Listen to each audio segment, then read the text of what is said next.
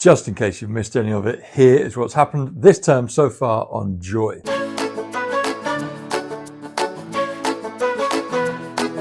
We began weeks ago by saying that joy was an epic thing, something that we thought was important, brilliant, beautiful, world-changing. We recognized that joy, difficult as it is to describe and to define, is something that I need, you need, we all need, and that the world, where you can sometimes feel alone and isolated or unsure and uncertain about the future or afraid or overwhelmed, that the world needs joy. Then we were inspired by some Dutch football fans and some Japanese football fans, some of whom take hours to walk down the road because they're just moving a few to the right and a few to the left and then singing, some of whom spend hours in the football stadium clearing up because their culture that they bring changes the atmosphere around them. It becomes contagious. And so we asked the question, could we create a culture and atmosphere changing likeness of joy?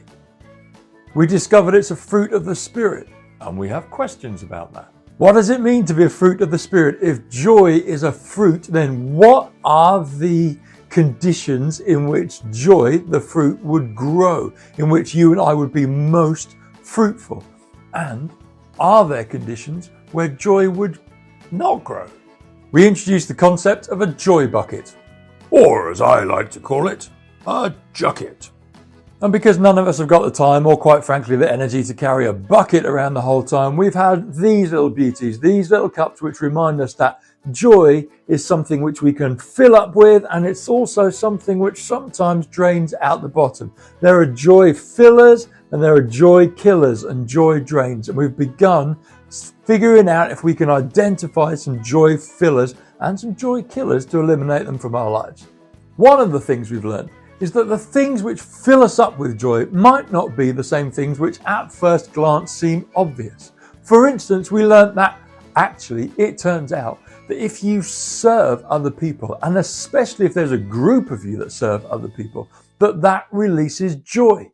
We gave out tea towels to remind ourselves that that's where the magic happens. When you wash up at a party, with our little cups in mind, we realize that sometimes you need to go to the refill station. Just like in Nando's, where you've run out of drink because either you've spilled it or drunken it or given it away, you have to rejoice sometimes. In fact, it's this consistent encouragement all the way through the story of God, all the way through the Bible.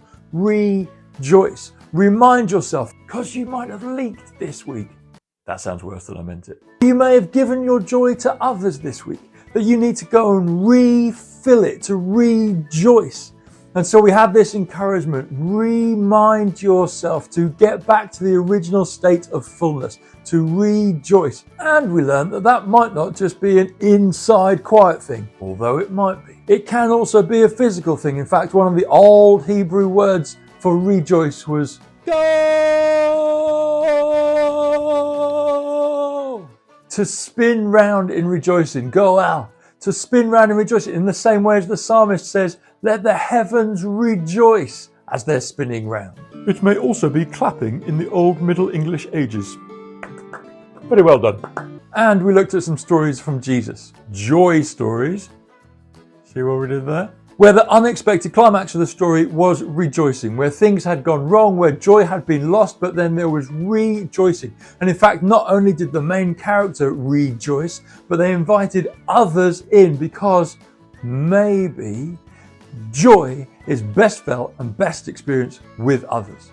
We also sang this song, Rejoice in the Lord always, and again and listened to this one. And then we tried to watch this clip, but it broke.